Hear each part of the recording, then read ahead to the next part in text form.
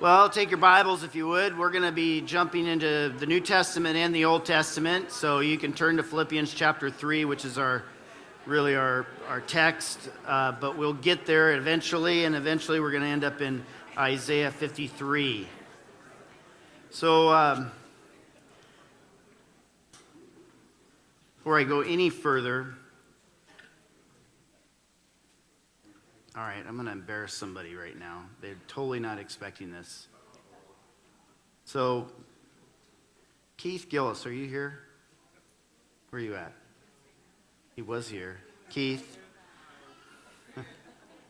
So, Keith has been a part of Kingsway for, ever. Longer than me. And Keith's son is really, why don't you come up here? He's saying, no, wait a minute, Mike, don't say anything, Mike. Can I say something? Wait. Oh. Never mind, disregard, go home. At some point. I haven't said anything, so I don't know. Myself in trouble. Yeah, I'm going to get you in trouble. It's all good. Another day. No, we're not going to. Look at the worried face on his face. The problem with telling me, I'm going to tell everyone, man, but we'll wait. We'll wait. On that? Yes. We'll wait. Well, you know what I said. Waiting on telling that. All right. No, I wasn't going to do that. He's like, no. Some great things are happening in his life right now. And so, but I do want to say that Keith is not going to be joining us in worship on a regular basis because he's going to be with his family, which is a whole nother thing. It's a whole bunch of cool things that God's doing. And, it's kind of one of those things when someone is still in our community but is not a part of us, you always wonder what happened. Well, I'm telling you, there's good things happening in his life. I love this man. He's just served this church and the Lord so faithfully for many years. And just give him a big hand, will you? Thanks. So that's really all I wanted to do. Again, I almost got in trouble. Almost got you in trouble. I know, sorry, man. Matter of fact, he's helping us this week move a building back here, so thank you, Keith. And we both managed to get through that without blowing it, huh? My son is taking a film class, actually, for high school, and it's actually an online course done by Werner Herzog. How many of you know who he is? Like nobody. Thank you. He's a German filmmaker. You'd recognize him because he's also an actor, but he's he's a German filmmaker, and he asked his students, and this is he asked his students to think about movies and what they learn from it, and then he said overwhelmingly all the students mentioned Star Wars. Overwhelming. Of course, he's trying to get them to think back a little film that did exist prior to 1977. But it gives you the indication of the influence of that particular series, or if you'd want to say 8 movies now, going on 9, and then all the television and all the books and everything, the influence that particular 1979 Star Wars movie had on our culture. It had a significant influence from music to even politics. If you remember those that can remember President Ronald Reagan when he announced his Strategic Defense Initiative, which the critics titled Star Wars. Well, he embraced that phrase, Star Wars, and most people, he actually used it as a ploy to negotiate with the Soviets, and because there was absolutely no way they were going to have the technology at the time, but the Soviets didn't know that, so he just played that card really up and, used his famous speech, that they were the evil empire. Well, that comes directly from the Star Wars movie, So if you think it had influenced so many things and even influenced how people think. And as crazy as it sounds, and it's almost a sad, I think, it's almost a sad state of people needing to gravitate to things that are when it's just a movie. In the United Kingdom, they did a survey and 390,000 people in this census stated that their religion was the religion of the Jedi. It made it the fourth largest religion in the United Kingdom. There were a group of students that had a significant amount of petitions into the tens of thousands that in Turkey, where they wanted to build a Jedi temple on the university campus. And some of you are going, what? And well, you know, I think it's a combination of wanting to live out your fantasy instead of just watching a movie. I happen to be a fan, personally. I enjoy the movies. I enjoy, because for me, it's just a story, okay? I mean, people say, oh, don't you want to see this true story about this I was like, no, when I want to watch a movie, I want to, like, check out. I just want to completely check out. And so every story has, whether it's a book, whether it's a movie, has a point. There is a message that it's trying to communicate. And if you don't know the message, you could be tricked into thinking the wrong things. And movies and music and novels and, you know, the internet, they influence our attitudes towards a variety of topics. And Star Wars is no different. Now, you know, some years later, after the original trilogy, George Lucas put together a trilogy prequel leading up to the original movies, 1977, and the first movie was called The Phantom of the Menace.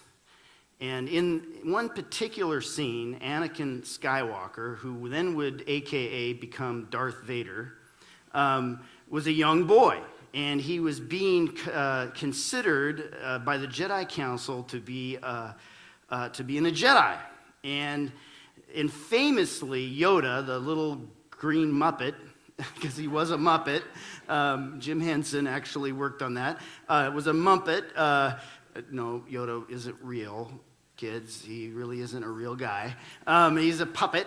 Anyways, and then eventually CGI. But anyways, Yoda gave a famous statement in the movie that really actually has influenced a lot of people's view of suffering, and if I would say falsely influenced their view of suffering. And so I actually want you to watch that scene because it is germane to where we're headed. Let's watch this. How feel you? Cold, sir. Afraid, are you? No, sir. See through you. We can. Be mindful of your feelings. Your thoughts dwell on your mother. I miss her. Afraid to lose her, I think. What does that got to do with anything? Everything. Fear is the path to the dark side. Fear leads to anger. Anger leads to hate. Hate leads to suffering.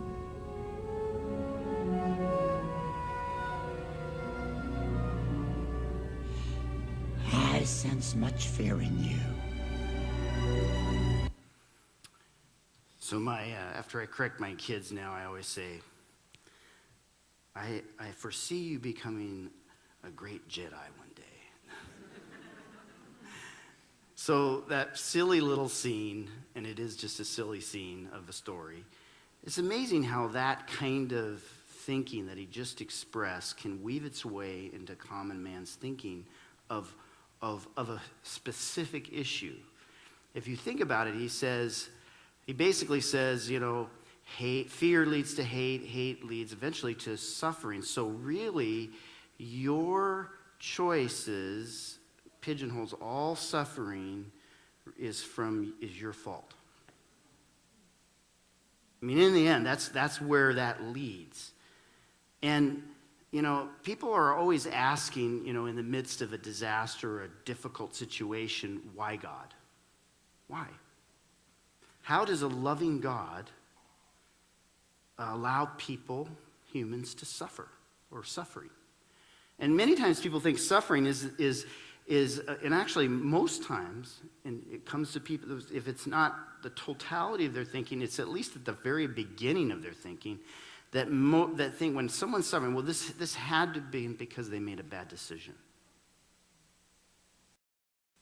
And so movie scenes like that actually have influenced how people think about suffering. But it's interesting that in the world's religions, they all also influence. Buddhism, which is really not necessarily a religion like we would think of a religion, it's actually more of a philosophy of life, and it's very agnostic in its view of God, views that all life is suffering and is caused by the attachment to worldly things, which sounds very much similar to Yoda. But bad things happen to good people because there are a myriad of, if you want to say karma causes that result and that conspire to bring, about a given event. But the root, as they would teach, cause of suffering is the lack of knowledge and self-discipline. Hinduism, very similar, but has its own little take, views suffering as, and by the way, these are very general statements. There are branches of every one of these. So it's just very general statements, but as a whole, but view suffering as a punishment for misdeeds committed. And it can be a punishment not only for present, but also past lives. So if someone's suffering, even if they seem to be innocent, it's due to the person's own action in this life or a previous life. And so when an innocent person suffers, there's justification for it. Islam rests most of its identity in the idea and the sovereignty of God, or Allah, the sovereignty of Allah, and is the basis of their understanding for suffering. So if it happens at all, whatever, good or bad, good or evil, it's Allah's will. I think some Christians fall into that trap. I call it Christian fatalism, but that even sounds like a contradiction in itself. But actually people do think that way, and they don't realize they've been influenced by certain things. The word Islam literally means submission to the will of Allah. So Islam's view of suffering is to accept it as the will of Allah and then submit to it. There is a misnomer that there isn't a charitable value in Islam. There is a charitable value, in other words, relieving suffering. However, it is solely limited to other Muslims.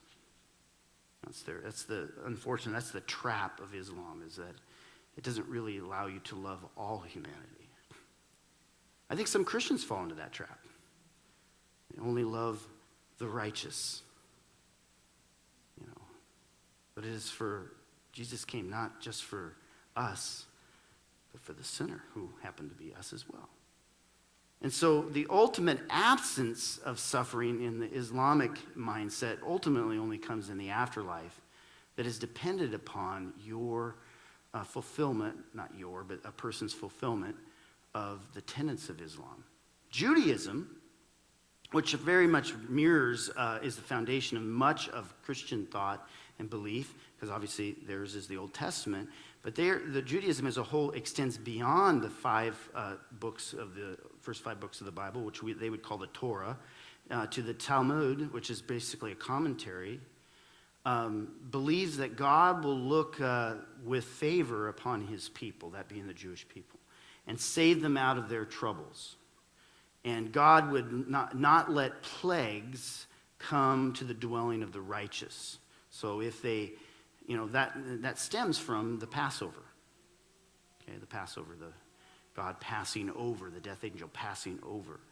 And some Jewish people hold to the idea that the fact that they know that God will punish the wicked is more important than trying to figure out what is causing the suffering.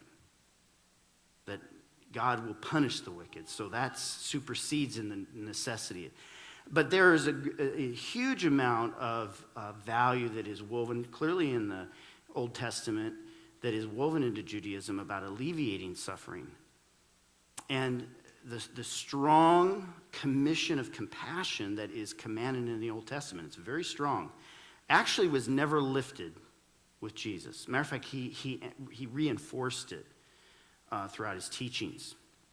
So I'm kind of giving you a picture of different philosophies that deal with suffering, and both from culture and from religion.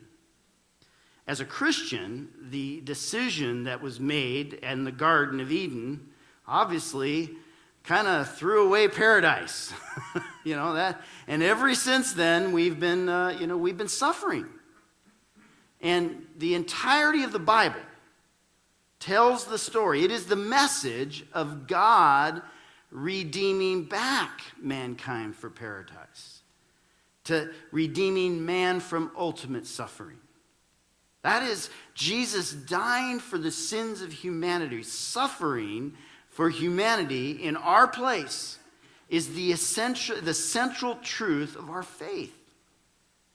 As Paul said, I want to know nothing but Jesus Christ crucified, knowing that that's the central. I'm going to interpret everything from that place. A sinless man dying for a sinful world, suffering for us. Turn to someone and say, Jesus suffered for you.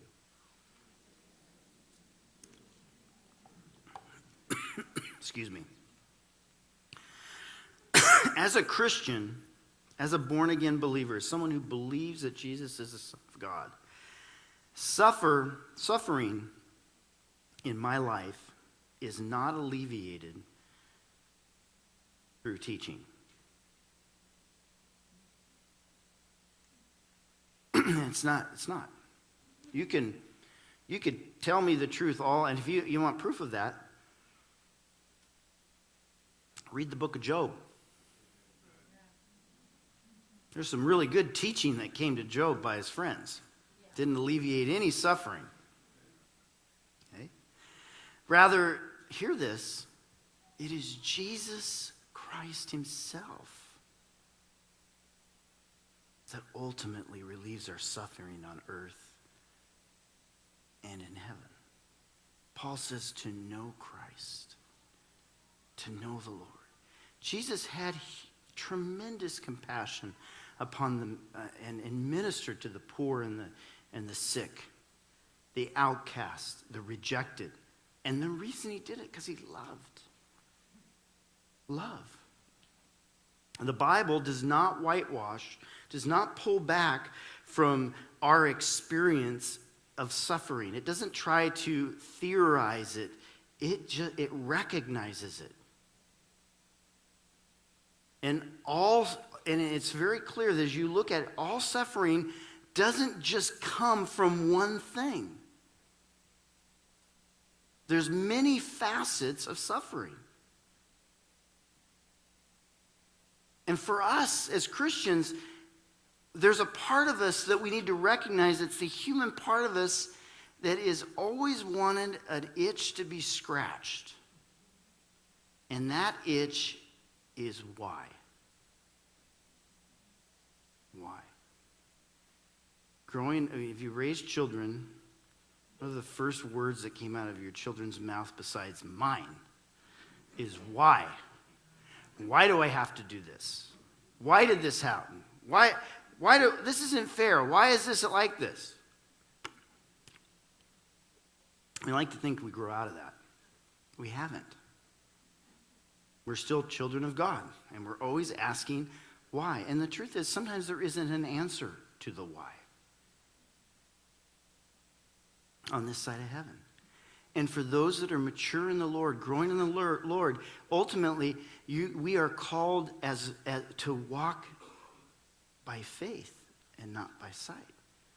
We must hold on to our faith, and sometimes without knowing why. If someone is suffering, we don't want to be like Job's friends and come along and tell them all that they're doing wrong or why this is happening to them.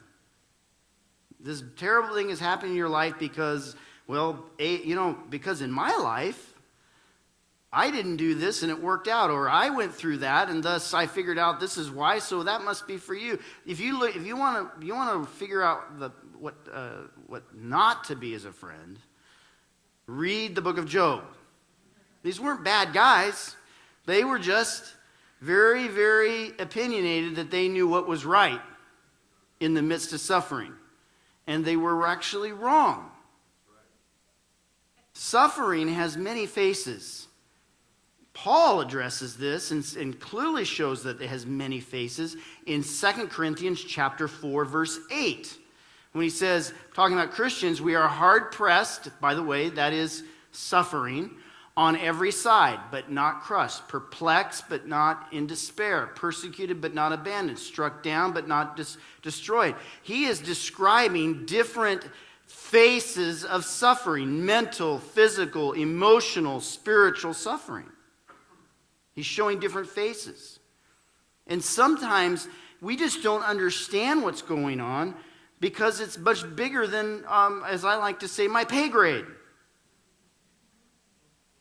In John chapter 9, you see Jesus, there was a man that was blind from birth, and he asked rabbis, they asked him, who sinned? This man's parents, that he was born blind. What caused his suffering, his situation? That is the why question. Why is this happening? Jesus makes it very clear that neither this man nor his parents sinned. But this happened so that the work of God might be displayed in his life. And having said this, he spit on the ground, made some mud, stuck it in the guy's eye. It's Jesus sticking dirt in your eye. I mean, literally. And then, long story short, the man went home seeing.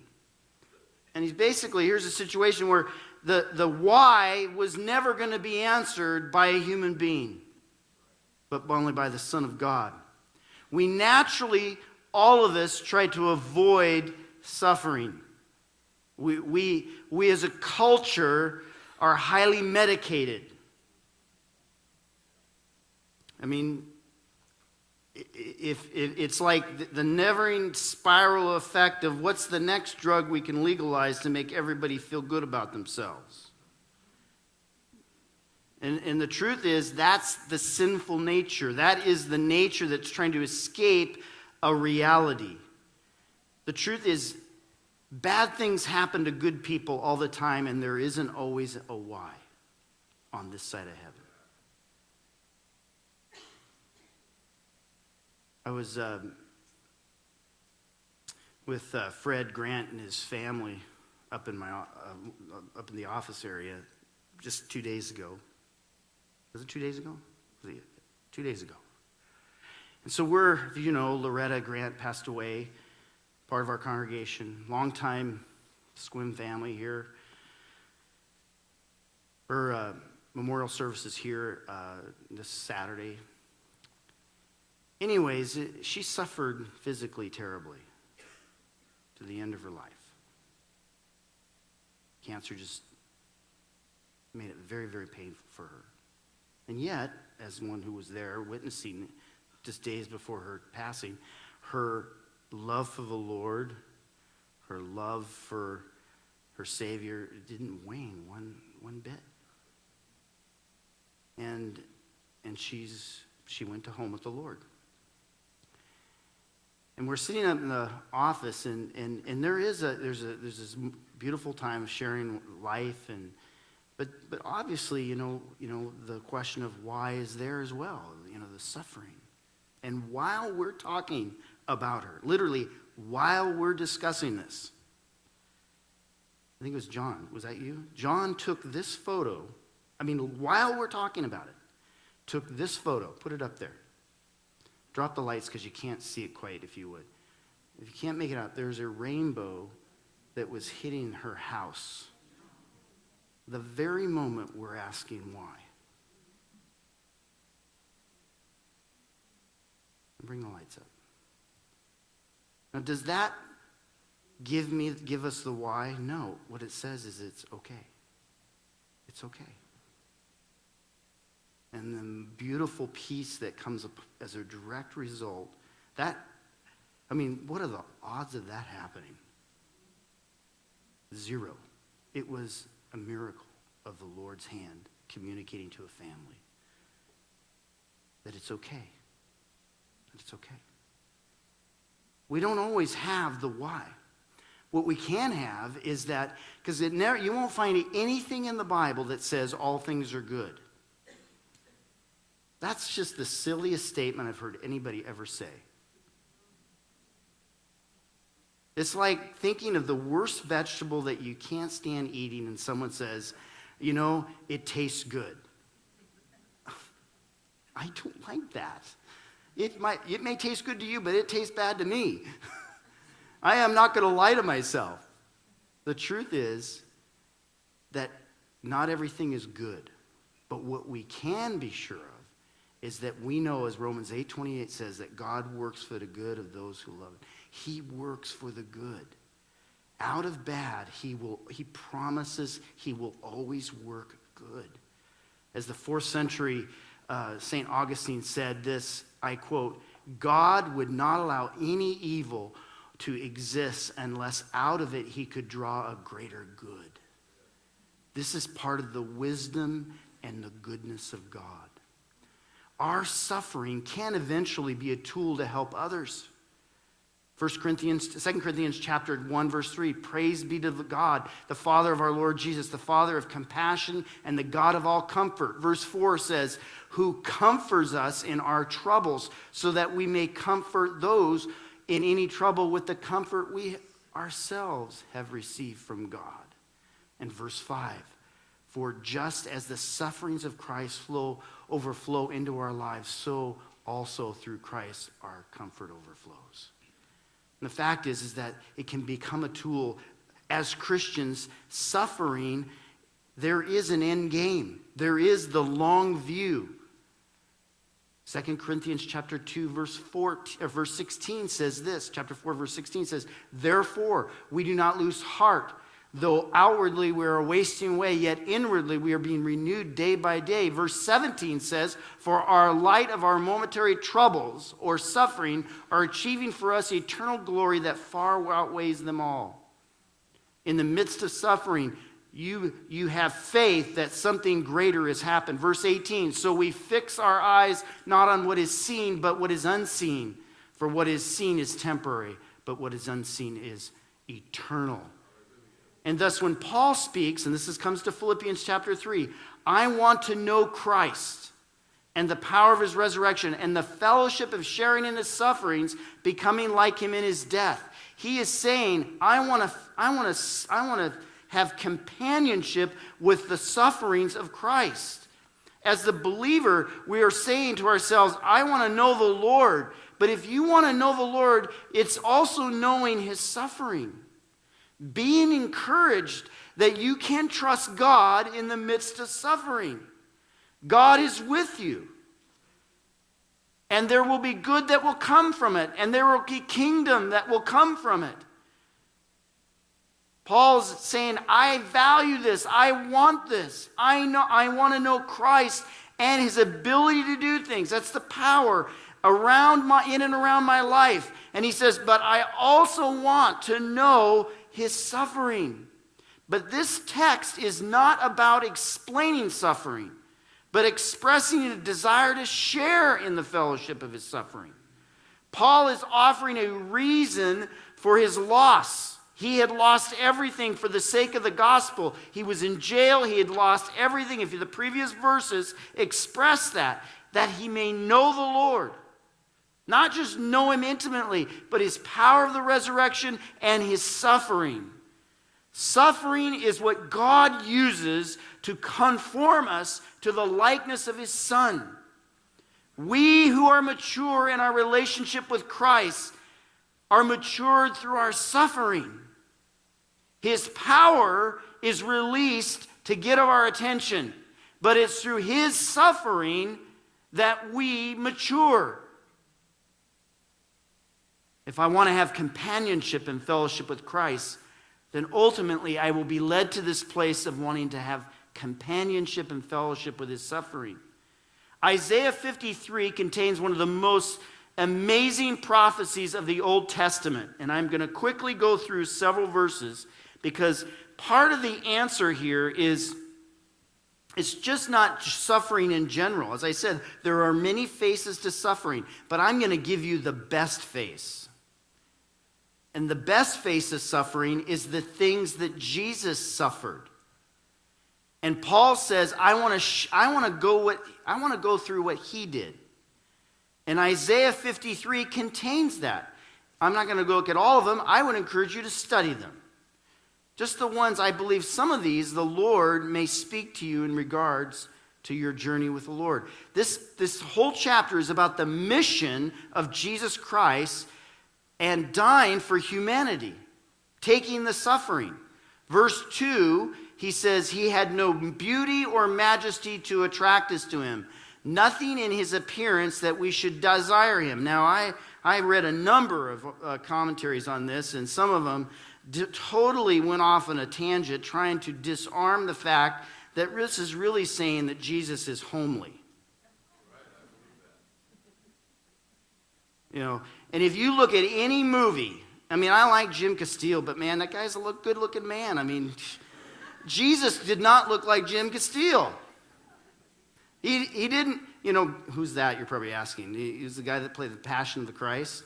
I mean, every person that's every guy that's ever played Jesus is this good-looking guy. And he had this beautiful voice. This is saying that he was homely, and I just can imagine he probably had a squeaky voice, too. I'm not kidding. That is literally what it means. His voice wasn't pleasant to listen to, and he didn't look very good. That kind of blows your idea of Jesus right off the bat. But what he's saying is, one of the sufferings that Jesus went through is you know, some of us may have felt that we got the short end of the genetic stick. That I may not be a beautiful person, as the world would describe beautiful. I may not be as talented or have the voice of an angel as others do. We live in a hyper, if I would say, idea that somehow image matters. I mean, television is just amplified, and high definition television now is even making it worse because you can spot their zits now. You know, who wants to be on television and be able to see every wrinkle on your face in high definition? They're going to have to get more and more younger people so that it's pleasant to look at. The truth is, that's true. I mean, and you say, well, we're in Squim, that doesn't matter. Well, you know, it doesn't show up on television in Squim. You know where it shows up? And I'm going to offend some of you right now. I'm going to just probably make some of you irritated right now. I'm just warning you. It's with your dogs. So we have a little miniature schnauzer. Okay? Pepper. She's 15 years old. Probably about 8 years ago. And we love her. She's a great dog. We take good care of her. She's 15 for crying out loud. The average lifespan of a miniature schnauzer is between 8 and 12 years old. I took her to a local place to have her trimmed, and they just refused to serve us. I said, we don't deal with people who treat their dogs this way. And I'm like what way? Well, you don't have her trimmed all the time. I'm like, she's a dog. She lives outside. Oh my gosh. Oh my gosh. I thought I was going to get arrested. Oh, I'm sorry, but she sleeps with our cat too. We found that she's happier outside. She gets stressed out inside. And boy, that wasn't good enough, I'm telling you. Because, you know, she's not this polished, clean little dog all the time. I held my tongue. And I went to another place, And the woman that has done her hair for a number of years says, "Oh, she's so cute. She's so old that you know." I said, "Yeah, she can't hear much and see much, and she pees her bed, but we love her and she's happy." But what I'm saying is that it comes up in so many forms of image mattering. And Jesus was never a person that was pleasant to look at. And if you don't feel like you're pleasant to look at or you don't feel like you have the gifts, I'm here to tell you that Jesus suffered through the very thing that you're feeling. And yet, he loved people. He suffered through the bigotry of being from Nazareth. And if you don't think that wasn't bigotry, you don't understand history and Jewish history and town history. Peter says in chapter 3, verse 4, he says, our beauty shouldn't come from, and women in particular, he's speaking to, from outward, from our inner, but should come from our inner self. Amen. Not from outward adornment. Or as in a man who is struggling to get something done and his physical strength was waning, God speaks to a man and says, here's the word of the Lord to Zerubbabel, not by might nor by power, not by your physical strength, but by my spirit. Jesus was appealing not because of his good looks, but because of his character and his message and his authority. Isaiah verse 5, and I'm running out of time here, and I'm going to get through this. Verse 5, it says, he was pierced for our transgressions. He was crushed for our iniquities. Punishment that brought us peace was upon him, and by his wounds we are healed. Now this, rightfully so, is a great verse for establishing our full belief in the healing that's available to the Christian today. But there's much more to that than to this. The truth is that, if I can say this, he took this suffering, he took our suffering. If I could say this, he took a hit for the team.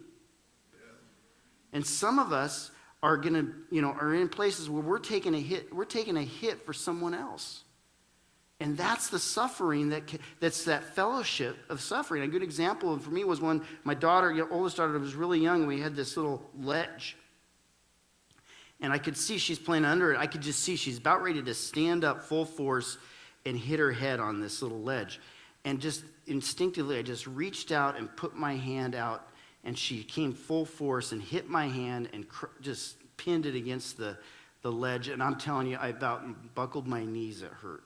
But she just looked at me and ran to the other side of the room, went and played, and didn't care too much that I was like, ooh. And sometimes some of us are taking hits, but you're doing it for others. That's sharing in the fellowship of Jesus. The greatest among you will be the servant of all. He who exalts himself will be humbled, and he who humbles himself will be exalted. And there is no greater love than this, than you lay your life down for your friends. Verse 7, he was oppressed, and he did not open his mouth. And all I'll say is this, is that there are times, and I'm not saying the situation is righteous or right, but some people, you have found yourself suffering in silence. And when you're suffering in silence, the Lord, you can discover the Lord in that time, the fellowship and the sharing of his suffering. Verse 9, he was assigned a grave with the wicked, though he had done no violence and there was no deceit in his mouth. You've been accused of wrong, and you did nothing wrong. You are blamed for things that you didn't do. Blessed are you when people insult you and persecute you and falsely say all kinds of evil against you because of him that be Jesus. Rejoice and be glad, for great is your reward in heaven. In verse 10, he says, yet it was the Lord's will to crush him and cause him to suffer. Isaiah chapter 30 says that the Lord binds up and heals the wounds to which he inflict. The Lord takes responsibility over your suffering. You're going to hear that. He sees all, knows all things. And in the midst of that suffering, the Lord, there is a greater purpose. There's a bigger purpose, and there's a blessing to come. Some of it may not be seen this side of heaven, but the righteous will walk by faith and not by sight. Let's bow our heads. Lord, I thank you and praise your name. I just ask that all of us in this room would, Lord, come to a place in our life where, Lord, that we would not just kind of, Lord, come up with a reason for something happening, but Lord, we'd say, Lord, we want to know what it, in the midst of this, we want to know what it means to share in the fellowship of your suffering. Because you've been here. You've walked this path. I am asking for your help. Help me walk and have that companionship with you in this suffering. The fellowship of Christ's suffering. He understands better than we realize. Amen. So I'll stand. The Lord bless you. The Lord keep you. May the Lord's face shine upon you, be gracious to you. May he lift up his countenance upon you and give you peace. Be blessed and have a wonderful and great week. Enjoy this beautiful fall day. It is fall. I love this time of year just like I love summer. It's all very unique. Be blessed. God bless.